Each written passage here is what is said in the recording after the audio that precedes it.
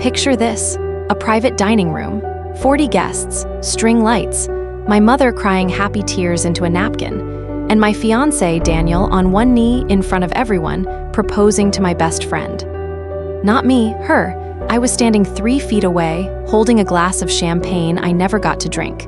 By the end of that night, I hadn't said a single cruel word. I hadn't thrown my drink. I hadn't screamed. I just smiled, congratulated them both, and went home. Because 2 weeks earlier, I had already found out.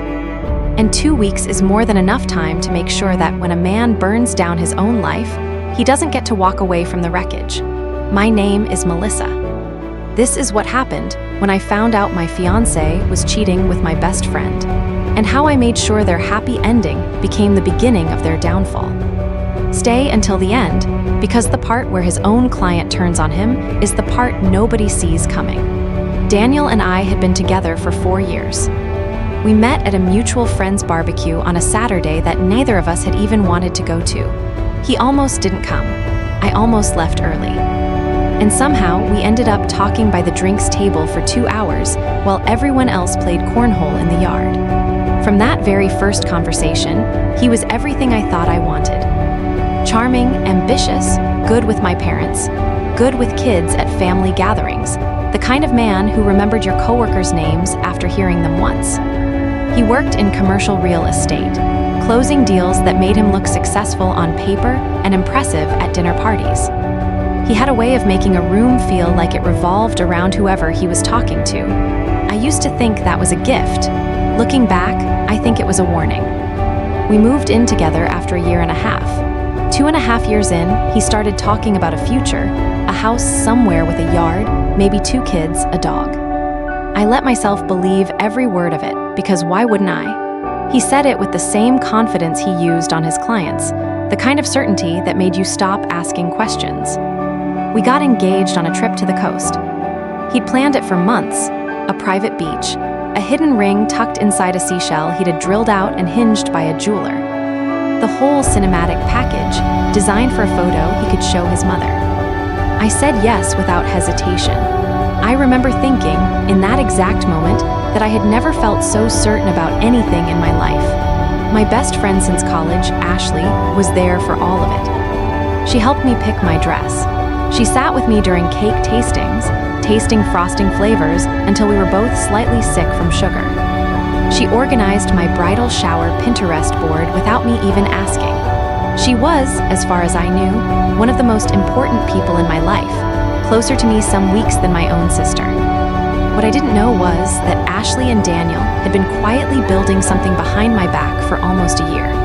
Not an affair that started the week before the wedding. A slow, patient, deliberate thing that had been growing in the spaces between our lives for months, while I was busy trusting both of them completely. The first sign was small enough that I almost didn't register it as a sign at all. Daniel's phone, which used to sit face up on the kitchen counter while he made dinner, started disappearing into his pocket the second he walked through the door. He started locking it with a passcode, which he'd never bothered with before. When I asked why, he laughed it off: work stuff, client information, nothing personal. I believed him, because believing him had never once cost me anything before. Then he started working late on nights when I knew, because I'd occasionally coordinated surprise dinners with his assistant, that his office had no late meetings scheduled. Small lies. The kind that don't feel like lies in the moment because you don't want to look for them. Then came the credit card statement.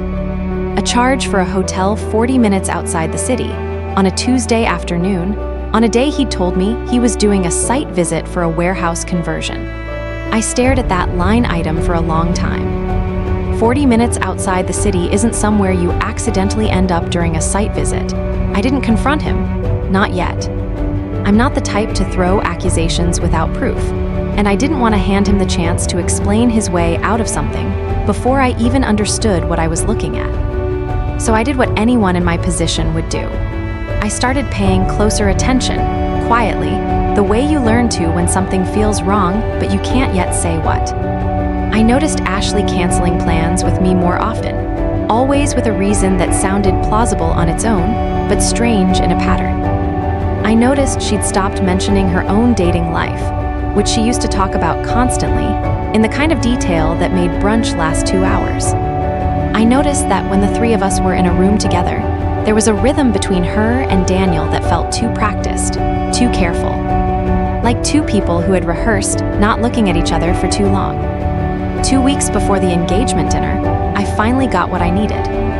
I was picking up my dry cleaning near that same hotel from the credit card statement on a completely unrelated afternoon, and I saw Daniel's car in the lot. I sat in my car for 40 minutes, engine off, watching the entrance. At 2:47 in the afternoon, Ashley walked out first, checking her phone, not looking around. Daniel followed 6 minutes later, taking the long way around the building like a man who'd done this enough times to have a routine. I didn't get out of the car. I didn't call either of them. I drove home, sat down on my kitchen floor with my back against the cabinets, and let myself feel every bit of it for exactly 1 hour. I cried the kind of ugly crying you only do when no one else is around to see it. I let myself imagine every version of confronting them, screaming in that parking lot, keying his car, calling her mother. Then I got up, washed my face, and got to work. Because somewhere in that hour on the kitchen floor, I'd made a decision. I wasn't going to give either of them the gift of a scene they could later describe as her overreacting. I was going to do something much quieter and much harder to undo. Here's something people don't understand about revenge done right. It isn't about rage. Rage makes you sloppy, and sloppy is exactly what lets people rewrite the story afterward, painting you as the unstable one while they get to look composed and blindsided by your reaction, instead of accountable for what they did. What I wanted wasn't a screaming match in a parking lot. I wanted something that would take everything they thought they were getting away with and use it against them, methodically, in a way they couldn't see coming until it was already too late to stop. So over the following days, I sat with a notebook, an actual paper notebook, because I didn't trust anything digital while I was living with the man I was planning this around. And I made a list of what mattered most to each of them. For Daniel, it was his reputation and his money, in that order. He'd spent years building an image as a trustworthy, dependable dealmaker in a small, gossip-heavy industry, where half his clients came from referrals through family, friends, and church connections. His entire business model ran on being the guy people trusted enough to hand over 6 figures without a second thought. Take away the trust, and there was no business left underneath it. For Ashley, it was her image as the good one, the loyal friend, the reliable one, the woman everyone in our friend group assumed would never, under any circumstances, do something like this. Her entire social currency, built up over a decade of friendships, was staked on being the person people trusted completely. That reputation wasn't just something she enjoyed. It was the thing she used, consciously or not, to move through every relationship in her life. I realized the most effective response wouldn't be dramatic at all. It would be quiet, legal, financial, and, most importantly, entirely self-inflicted on their end. I just needed to remove myself as the one thing standing between the two of them and the natural consequences of what they'd already chosen to do. I didn't need to destroy anything. I only needed to stop protecting them from themselves. Step 1 was the joint accounts.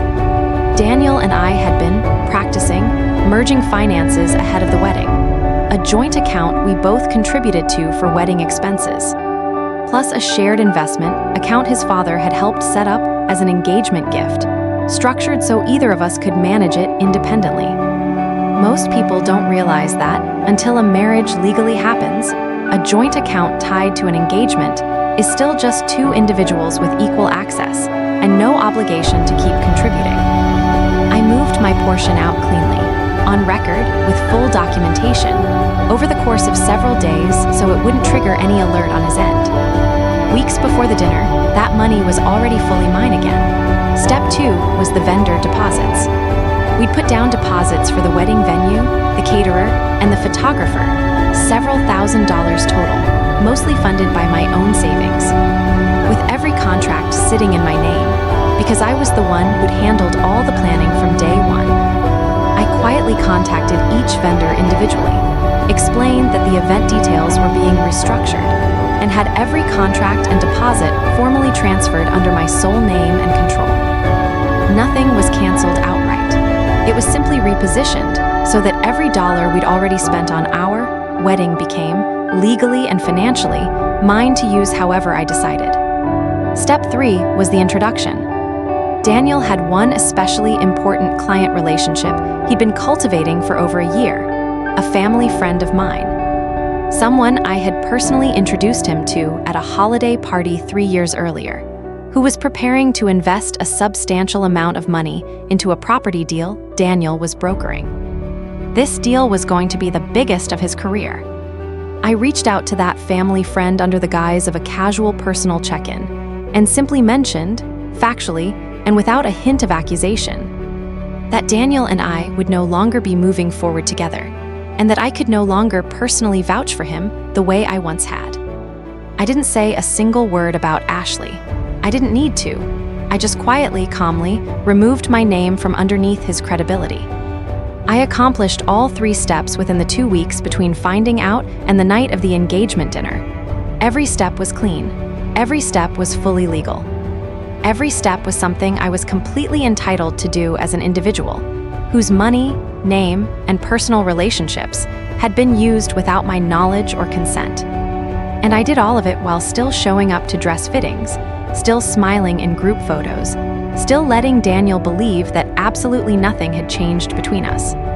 The night of the engagement dinner, I already knew something was coming.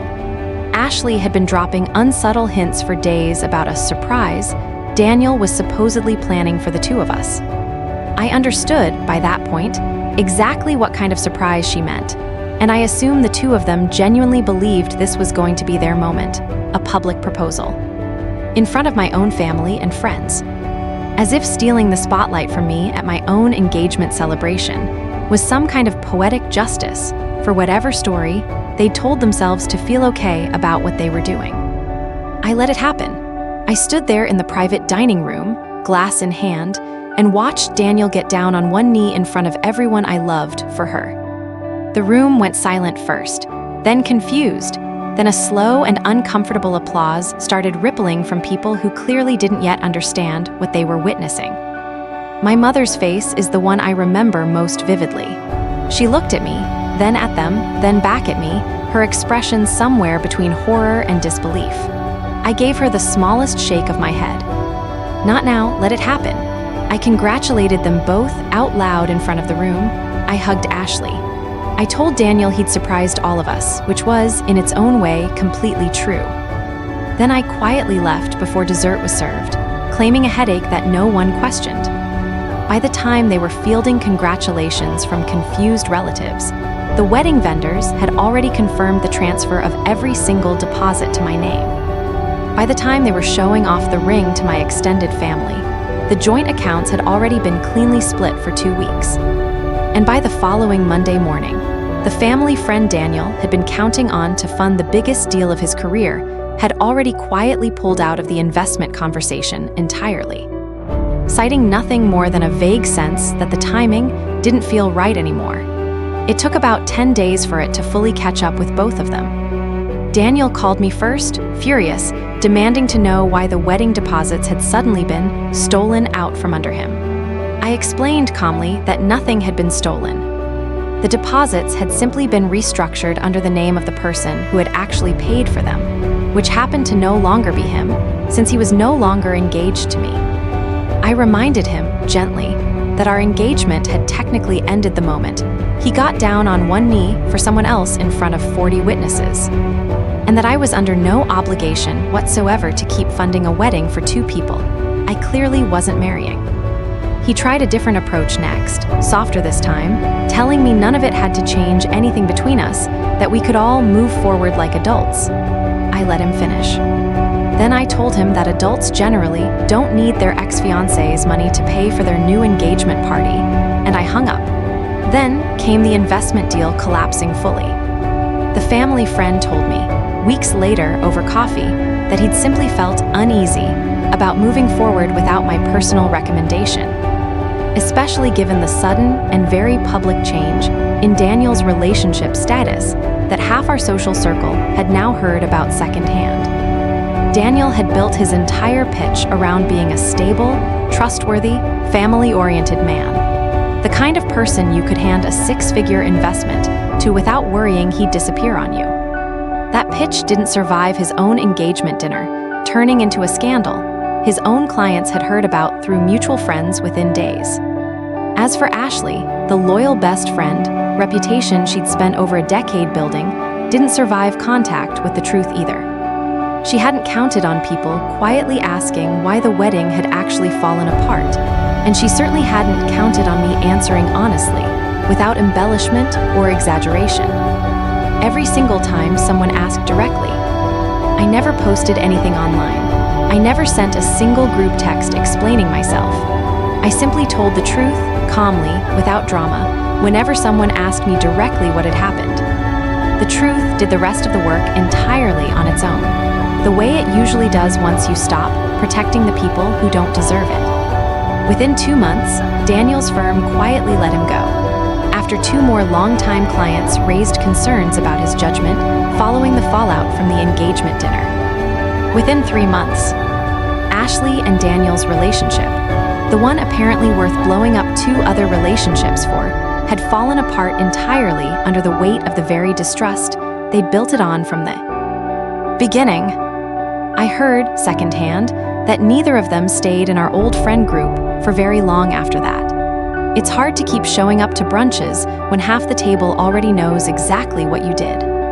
People sometimes ask me if I regret not confronting them the moment I found out, screaming in that parking lot, demanding answers on the spot. I don't. Confrontation gives someone the chance to explain, to apologize, to manipulate their way back into your good graces before you've even had time to fully process what happened to you. It hands them the narrative before you've even decided what the narrative should be. What I did instead was simpler, and in the long run, far more effective. I stopped being the thing standing between 2 people and the natural consequences of what they'd already chosen to do. I let their own decisions catch up to them, on their own timing, without a single dramatic scene for either of them to later spin into a story about how unreasonable I'd been. Because sometimes the most powerful thing you can do isn't to destroy someone yourself. It's to simply step back, quietly remove your name from their life, and let them destroy themselves. If you've ever discovered a betrayal like this, I'd love to hear how you handled it in the comments. And if you want to hear what happened when Ashley reached out to me 8 months later, asking for a favor, let me know.